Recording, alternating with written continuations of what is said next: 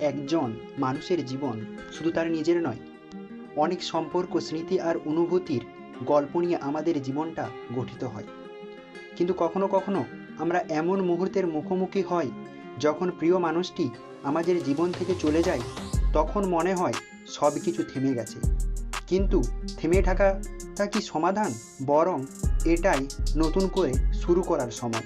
প্রিয়জনকে হারানো সহজ নয়, একসাথে কাটানো প্রতিটি মুহূর্ত বারবার মনে পড়ে। নিজেকে দোষ দাও, নিজের ভুলগুলো বিশ্লেষণ করো এবং প্রশ্ন করো, কেন এমন হলো?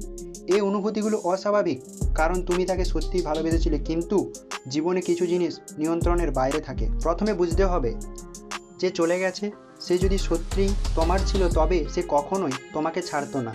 যার জন্য তুমি এত মূল্যবান, সে তোমার জীবনেই থাকবে। আর যে নিজে থাকতে চায়নি, তার জন্য কষ্ট পাওয়ার চেয়ে নিজের জীবনে বিনিয়োগ করো, কারণ তোমার জীবনের সবচেয়ে গুরুত্বপূর্ণ ব্যক্তি তুমি নিজেই। তোমার জীবনে এমন অনেক কিছু আছে যা তোমাকে সামনের দিকে এগিয়ে নিয়ে যেতে পারে। নিজেকে সময় দাও, এমন কিছু করো যা আগে কেউ কখনো করেনি।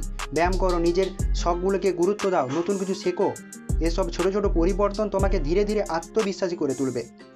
তোমার শরীর এবং মানসিক শক্তি বাড়াতে নিজেকে উৎসর্গ করো। এই শক্তি তোমার জীবনে নতুন আলো নিয়ে আসবে। যদি তুমি নিজেকে নতুন করে ভালোবাসতে শেখো, তাহলে একদিন এমন সময় আসবে যখন সে কষ্টগুলো শুধু পুরনো গল্প হয়ে যাবে। জীবন শুধু সুযোগে ভরা, অপেক্ষা করো নতুন পথ চলার জন্য। নিজের জীবনের গল্পটি এমনভাবে লেখো যেখানে তুমি নায়ক। আমাকে ফেলে যাওয়া মানুষটি আমার গল্পের শেষ পাতায় নয়, বরং সেটি ছিল একটি নতুন অধ্যায়ের শুরু। আজ আমি যেখানে দাঁড়িয়ে আছি সেখানে আমার নিজের পরিশ্রমের জন্যই।